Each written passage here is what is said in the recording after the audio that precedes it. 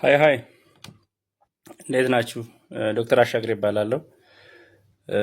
በዚህ ዘፈን የጀመርኩበት ምክንያት ምን ነው ከረፈደ የሚለው ዘፈን አይምሮ ላይ የመጣበት ምክንያት ዛሬ ያየሁት የአዲስ አበባ መስተዳድር ዜና ነው። የመስተዳድሩ ዜና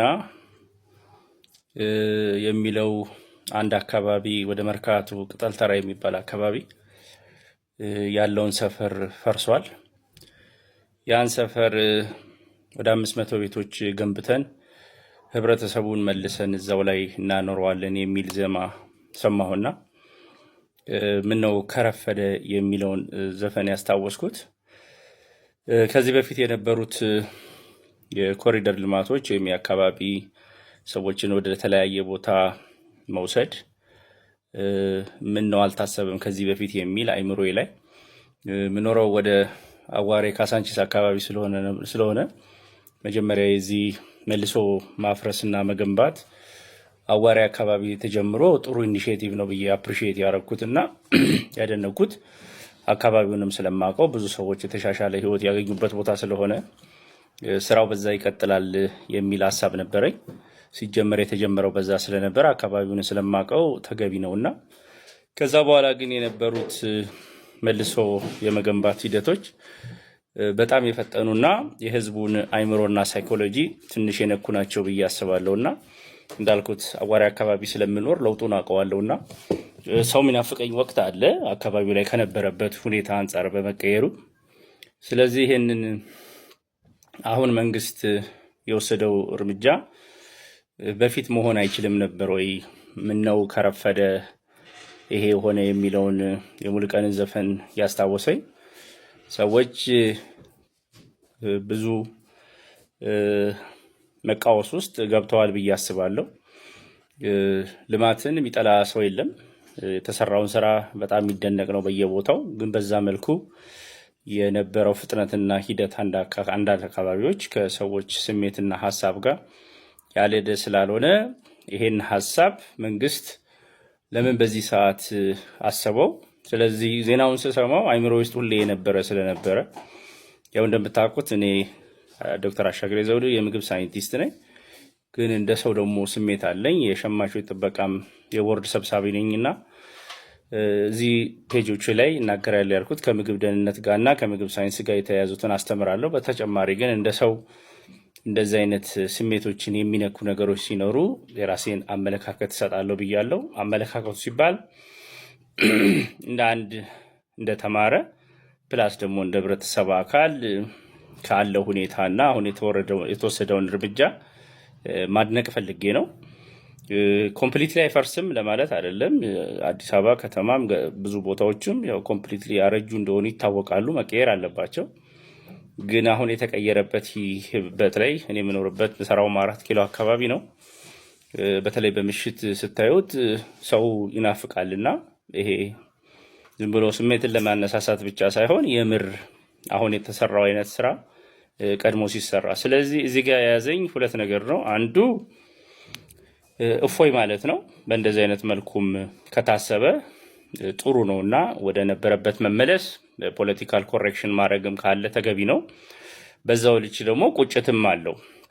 ከዚህ የወጡ ብዙ የምናውቃቸው ሰዎች ሰፈራቸው የቀየሩ ወደ አራብሳ ወደ ተለያየ አካባቢ የገቡ ሰዎች ይኖራሉ። ኢንተርምስ ኦፍ የቤት ሁኔታ ኑሮ በጣም ተሻሽሏል። እሱ ሚካድ አይደለም።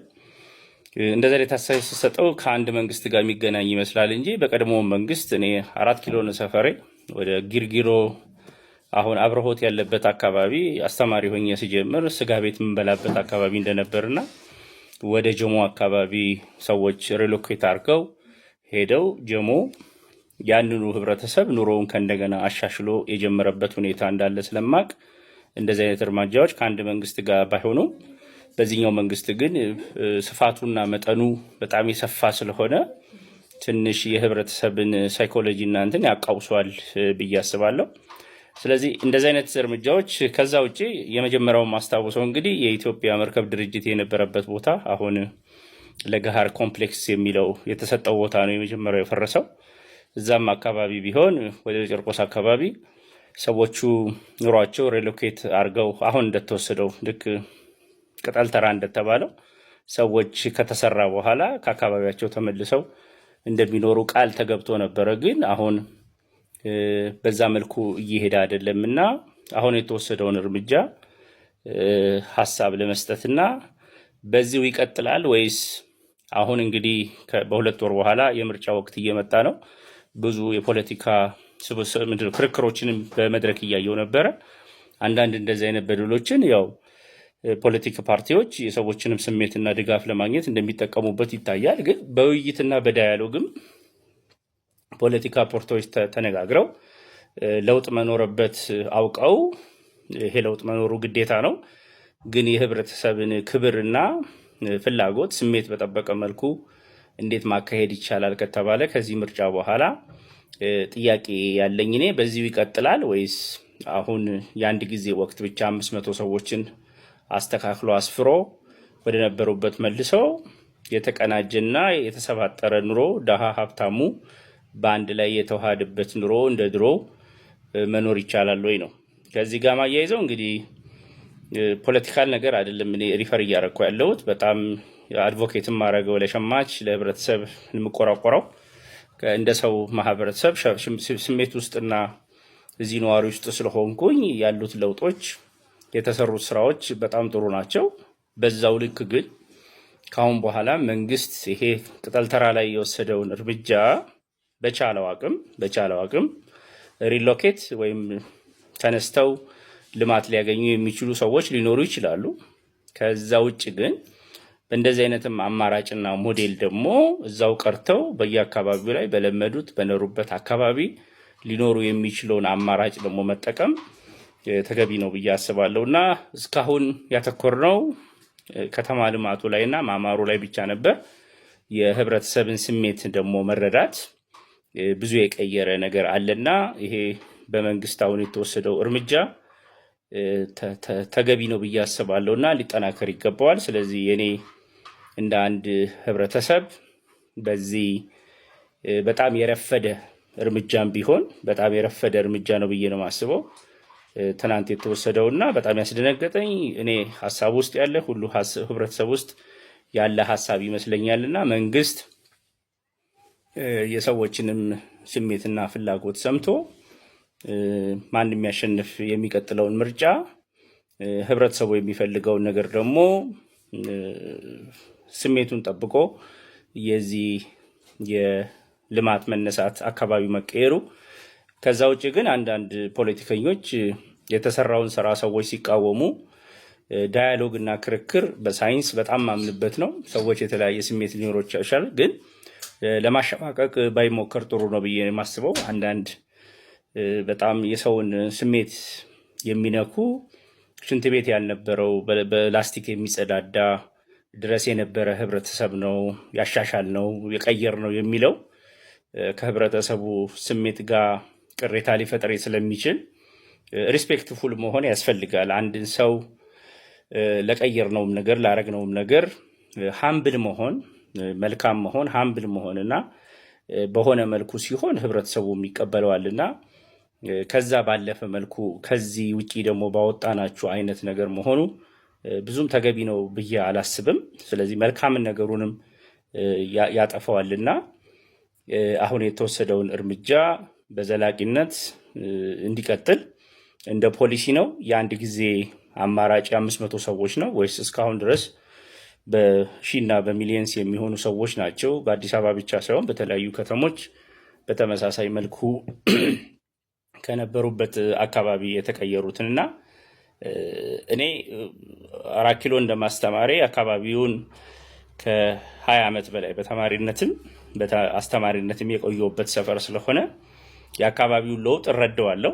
ግን በዛው ልክ ደግሞ ለሰዎች ሳሾፍ ድሮም በቀላል ማገኛቸው የእናት ቤቶች ወይም የእናት ጓዳ ተብለው ቅቅል ቤቶች የጠፉበትና ትንንሽ ስሞል ቢዝነሶች ድሮ አስተማሪ ሆነን እንጠቀምባቸው የነበሮች ቦታዎች በጣም በመክበዳቸው እዛው አካባቢ ባስተምርም ይሄ የተቀላቀለ አይነት ህይወት በትንሹም በትልቁም ለሁሉም የምትመስል 4 ኪሎ ወይም አዲስ አበባ በመጥፋቷ ምክንያት እኔ ራሴ ሊቪንግ ዊትነስ ነኝ፣ ራሴ ሕያው ምስክር ነኝና በዚህ በነበረው ሂደት 4 ኪሎ የተነሱት ጊዜ ጀሞ ኮንዶሚኒየም ተከራይቼ ትዳር መስርቼ የኖርኩበትም አካባቢ ስለሆነ ሰዎች ምን ያህል እንደሚናፍቁም በግልጽ ያየሁበት ነው።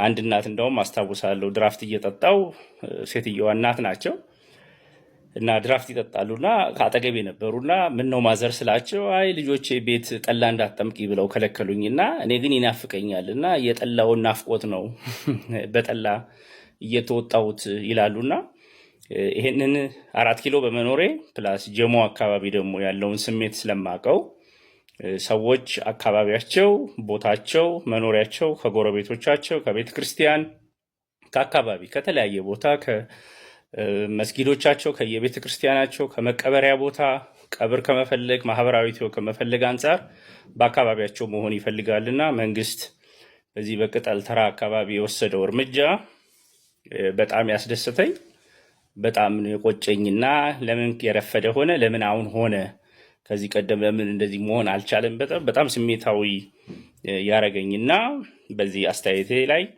ወይ አመለካከቴን ካልገልጸልኩበት የሚወጣበት ስላልሆነ አንዳንድ ሰዎች ዛሬ መናገር ይመስላችኋል። በብዛት ጽሁፌን የምጽፈው በእንግሊዝኛ ነው። በእንግሊዝኛ በመጻፌ ብዙ ትኩረት አይሰጠኝም ወይም ራሴን እጠብቅ ነበረ። ግን እንደ ተማረ ሰው አሁን ውሳኔ ውስጥ የገባሁት ምንጽፋቸውን ጽሁፎች ወይም ሀሳቦችን ደግሞ በህብረተሰቡ በሚገባው ቋንቋ ማስረዳት ስላለብኝ ነው እንጂ የቲክቶክ ፕላትፎርሞቼ ብታዩ በተለያዩ ጉዳዮች ከዚህ በፊትም በሚካሄደው የኮሪደር ልማትም ይሁን የወንዝ ዳር ልማት እንደ ምግብ ሳይንቲስት ለምሳሌ የወንዝ ዳር ልማት መካሄዱ በጣም ካስደሰተኝ ሰዎችና ከዛ ከቆሻሻ አካባቢ ጎመን የተለያዩ ምግቦች በቅለው መብላታችን መቅረቱ አዲስ አበባ መስተዳድሩ መውሰዱ በጣም ተገቢ ሆነ ብዬ ከጻፍኩባቸው ያው ያልተናገርኩባቸው ግን በጽሁፍ ምጽፋቸው ስለሆኑ ተገቢነታቸው በዛው ልክ ነው።